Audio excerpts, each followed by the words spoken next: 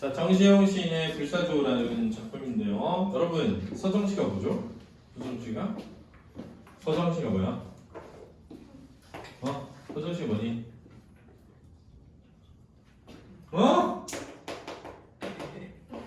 상황에 대한 정서를 다루는 거. 이게 이제 서정시야. 정서가 뭐니? 생각과 감정. 그렇지? 이걸 서정시라고 한다. 그래서 서정시는 서정적이야. 서정적이라는 건 상황에 대한 감정과 생각이 드러난다. 비유적은 뭐니? 하나의 대상이 다른 대상에 빗대어 드러내. 그렇지? 하나의 대상을 다른 대상에 빗대어 드러내. 성찰적 뭐야? 자신의 삶을 보이고 돌아보고. 성찰적이라고 합니다. 비애가 뭐니? 슬픔. 그리고 명탄적어조. 명탄적어조는 뭐야? 영탄법, 서리법, 도노법을 사용할 때. 알았지? 영탄법, 서리법, 도노법을 사용할 때 명탄적어조라고 해. 했어 우리 다. 야 쌤이 제목이 마지막에 나오면 시상이 뭐 된다? 집약된다. 시상이 뭐랬어 쌤이? 시영상. 서준아 왜? 그런데 왜? 뭐 할 말 있어? 눈으로 막 사랑의 메시지를 보내는 거 어떻게 해? 선생님 결혼했어. 그렇지? 그렇게 보지 마. 가슴이 떨려. 자, 시의 영상인 시의 뭐라고? 내용. 그렇지? 내용. 집약이라는 건 집중해서 드러나나? 이런 뜻이란 말이야. 그러면 시의 내용을 집약하잖아. 그럼 그게 주제가 돼.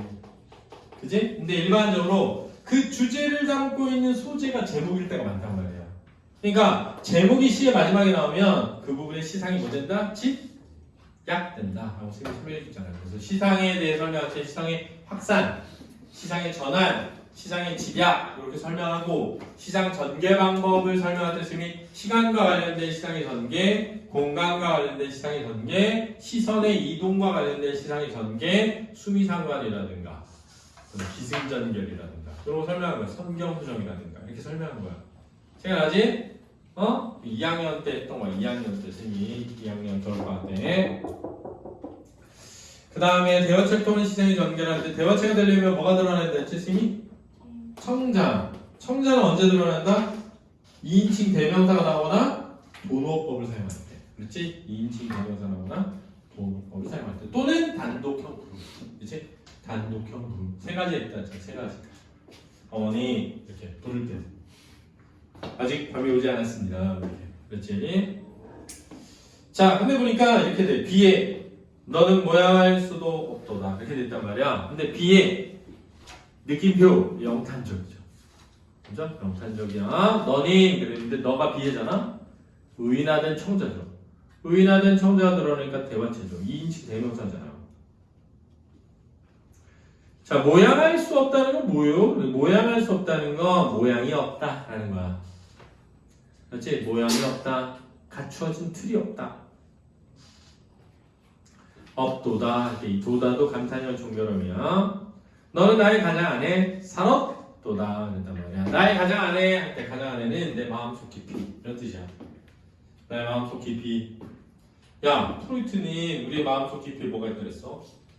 원초화가 있다고 했잖아. 원초화. 생각해야지. 원초화, 자아, 초자. 그지? 원초화가 뭐라고 생각했어? 프로이트는 성적 욕망이라고 했잖아. 성적 욕망. 그래서 프로이트는 태어나는 순간 엄마에 대한 뭘 지닌다? 성적 욕망을 지닌다. 이렇게. 그래가지고 엄마에 대한 성적 욕망의 행위 중에 하나가 뭐라고? 젖을 빠는 행위다. 그래서 남자들은 보통 아빠와 성적 경쟁 상대로 보기 때문에 아버지와의 갈등 관계를 겪고 그게 오이디푸스 왕 이야기에서 변형되어 나타난다. 이렇게 했잖아. 그래서 그걸 억누르는 게 뭐야? 외부 세계지. 그래서 외부 세계에 억누르는 감정을 외부 세계의 적절한 형태로 바꿔서 실현하는 게 자아다. 이렇게 같은 거잖아. 근데 이제 융 같은 사람은 뭐라 그랬어? 우리 내면의 가장 깊은 곳에 뭐가 있다? 자아기가 있다. 자아기. 그래서 자아가 그 자아기를 성찰한다. 이렇게 했거든. 이제 그런 어떤 철학적 흐름?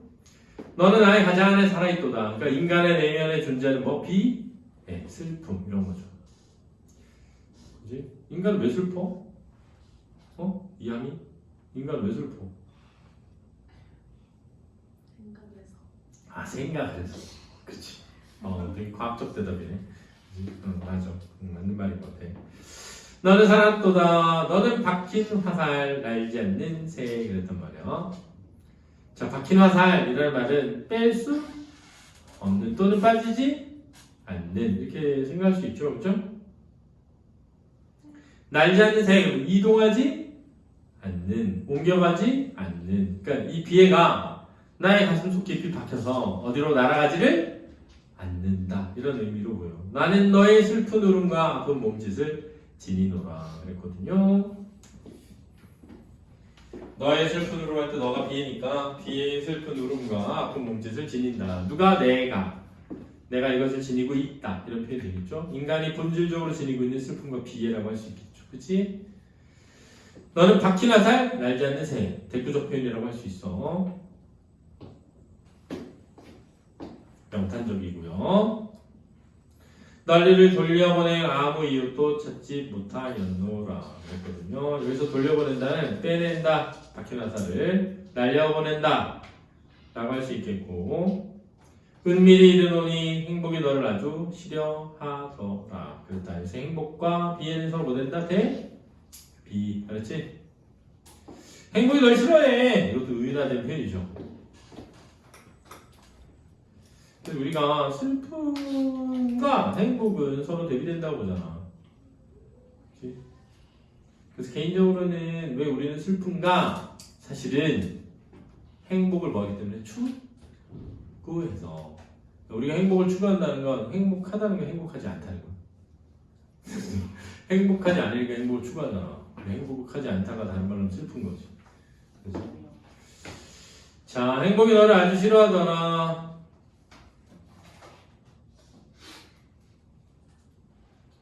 너는 짐짓 나의 심장을 차지하였더니요 그랬단 말이야. 짐짓은 뜻이 일부러 너 일부러 내 심장을 차지했니? 이 뜻이야. 왜 이런 말을 하는 거지? 그것이 쉽게 나가지 않아서. 행복이 널 싫어하던데 너 일부러 나한테 온 거야? 너가 있으니 나는 행복할 수가 없죠. 그죠? 비애 오 나의 신부. 왜 신부라고 한 거야? 비유적 표현이죠. 나의 신부. A 은유법이란 말이야. A 의비 이렇게 돼 있으니까. 은유적 표현은 비유적 표현의 하나야. 물론 의인화된 표현도 다 비유의 하나야. 왜 나의 신부라고 그랬니? 신부 어떻게 해야 돼? 평생 같이 반려자라. 반려자. 그래서 평생 같이 살아야 하는 존재. 평생 같이 살아야 되는 존재. 너를 위하여 나의 창과 웃음을 닫아놓으라 그랬네요. 자, 웃음을 닫다라는 말은 웃지 않는다. 창은 보통 소통과 단절의 매개체가 되거든, 그지? 그래서 내가 창을 열었다. 그럼 무슨 매개야? 소통. 그럼 창을 닫았다 그러면 단절이 되는 거지. 그래서 외부 세계와의 단절, 그리고 웃음을 단절 짓지 못하는 형태. 그래서 그것이 비애로 깃들게 되는 거죠. 이제 나의 청춘이 닿은 어느 날 너는 죽었도다. 청춘이 닿은 어느 날 너가 죽었다는 건 너가 비애니까 비애가 뭐해졌다? 사라짐을 의미하는 거지. 그러나 너를 묻은 아무 성문도 보지 못하였노라. 그래서 성문은 묘비야. 묘비.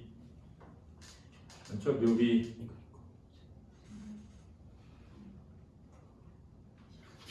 스사로 불탄 자리에서 날개를 펴는 호비에 너의 불사조 나의 눈물이요. 그러니까 마지막에 제목이 나와서 신앙이 뭐 된다?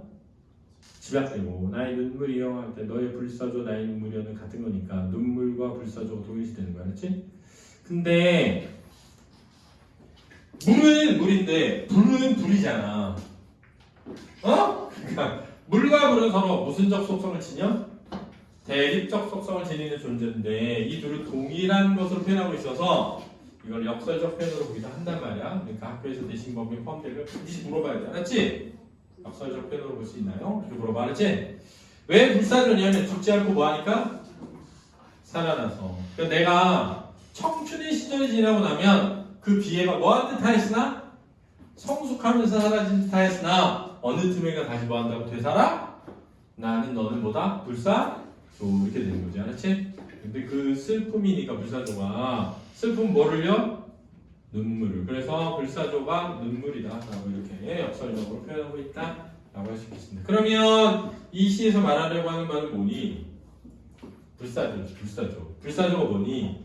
죽지 않고 끊임없이 살아나는 슬픔이라고 할 수 있겠지. 그러니까 죽지 않고 끊임없이 살아나는 슬픔이라는 건 인간의 본연의 자리 잡은 뭐라고? 비애가 되겠죠. 그래서 지울 수가 없는.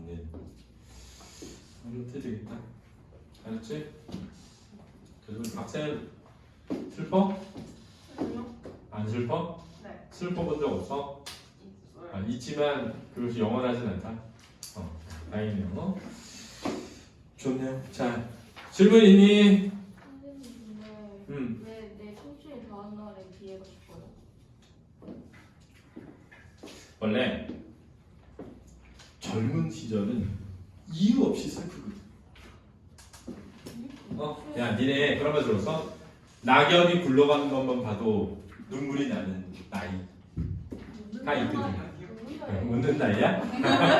아니, 그게 같은 말이야. 낙엽이 굴러가는 거 봐도 우는 거나 낙엽이 굴러가는 거 봐도 눈물이 나는 거나 같은 거야, 사실은. 그러니까 원래 청춘이라고 하는 거는 쉽게 어떤 감정에 도취되는 나이거든. 근데 성숙을 하게 되면 이제 외부의 어떤 것을 별 자극을 받지 않고 단단해졌다고 믿게 되는데, 단단해졌다고 믿으니까 아, 비애가 사라졌구나 라고 생각했는데 그 비애가 사라지지 않고 저 마음속 깊숙이 다시 되살아나는 거지.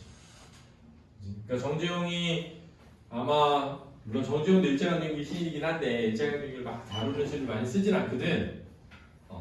근데 젊은 시절에 그런 감수성 넘치던 시절이 지나면서 사라졌다고 믿었던 비애가 사라지지 않는 것으로 볼 때 인간에게 있어서 이 비애의 감정은 뭐 하는 것이다? 본연적이고 본질적인 것이라는 인식이죠. 그런 인식을 하려면 자기를 뭐 해봐야 돼?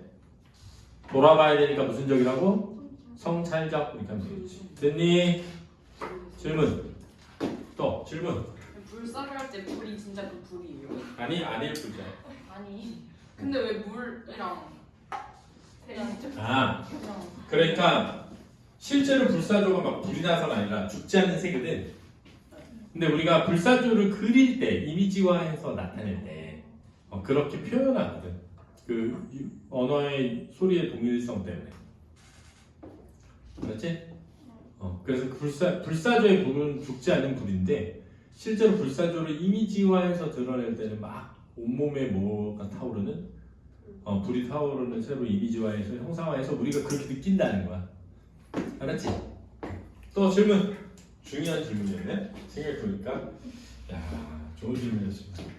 수고했어요. 다음 거 해보자.